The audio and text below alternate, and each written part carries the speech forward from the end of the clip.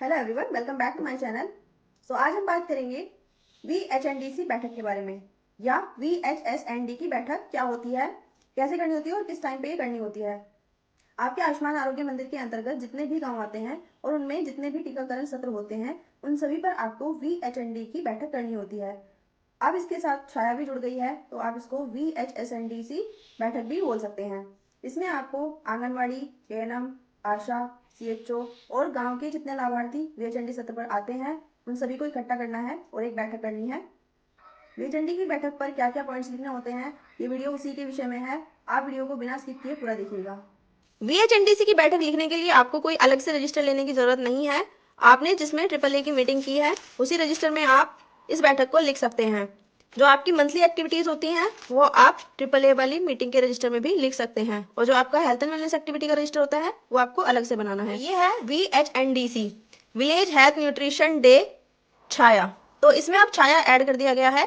पहले ये खाली VHND था या VHSND था। तो आपको इसकी मीटिंग कैसे लिखनी है, देखिए, इसका कोई अलग से फॉर्मेट नहीं होता है। आपको इसमें सत्र से रिलेटेड पॉइंट्स लिखने होते हैं, जैसे मैंने लिखा हुआ है। देखिए, जब आप सबसे पहले पैराग्राफ लिखेंगे तो आपको उसमें ये दर्शाना है कि आपने ये बैठक कहाँ पर करी है। तो सबसे पहला सत्र तो आपका केंद्र पर ही होता है। तो यहाँ पर देखिए, आज दिनांक, यहाँ पर आपको तारीख डालनी है जिस दिन आप ये बैठक कर रहे हैं। को केंद्र लखनौती पर VHNDC सत्र का आयोजन किया गया, जिसमें आशा, ANM, आंगनबाड़ी, संगनी, सहायिका, प्राथमिक स्कूल के अध्यापक, लाभार्थी और CHO उपस्थित रहे।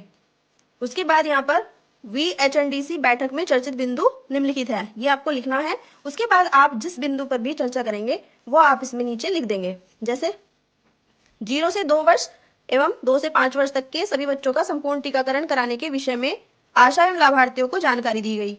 यही तो करते हैं आप सत्र पर। जब आप सत्र पर आते हैं तो आप काउंसलिंग करते हैं, गर्भवतियों की भी काउंसलिंग करते हैं। जो टीकाकरण के लिए बच्चे होते हैं, उनके मदर या फादर को आप काउंसिल करते हैं, या उसके साथ जो भी आया है बच्चे के साथ, उसको आप काउंसलिंग देंगे। उसके बाद गर्भवती महिलाओं को चार जांच कराने एवं गर्भावस्था में होने वाली जटिलताओं के विषय में समझाया गया। तो आपको जो गर्भवती महिलाएं हैं और गर्भावस्था में जो जटिलताएं पैदा होती हैं, जैसे HRV वुमेन्स हैं, उनको भी काउंसलिंग देनी है। उसके बाद परिवार नियोजन से संबंधित काउंसलिंग की गई एवं जानकारी दी गई।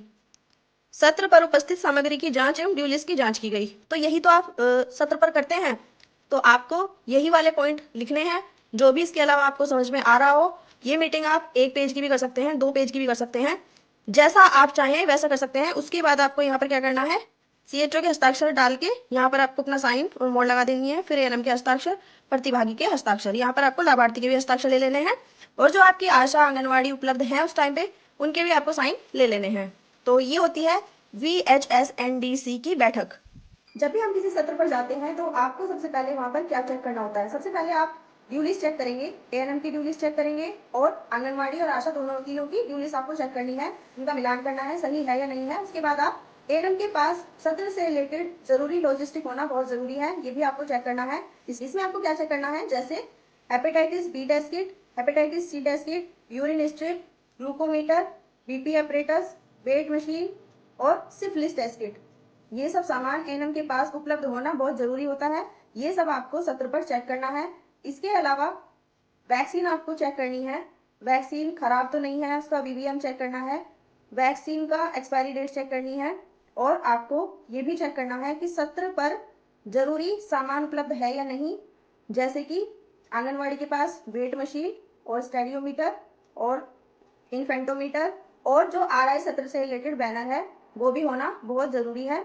ANM के पास एल्बेंडाजोल की tablet, amoxicillin syrup, PCM syrup, PCM tablets, amoxicillin tablet, zinc tablet और आयरन और फोलिक एसिड टैबलेट और कैल्शियम टैबलेट। और आपको ये भी ध्यान रखना है कि जहाँ पर सत्र संचालित हो रहा है वहाँ पर महिलाओं का एग्जामिनेशन करने के लिए एग्जामिनेशन टेबल होना जरूरी है और टॉयलेट होना जरूरी है और पीने की पानी की व्यवस्था होना बहुत जरूरी है। ये सब चीजें भी सत्र पर उपलब्ध होनी चाहिए।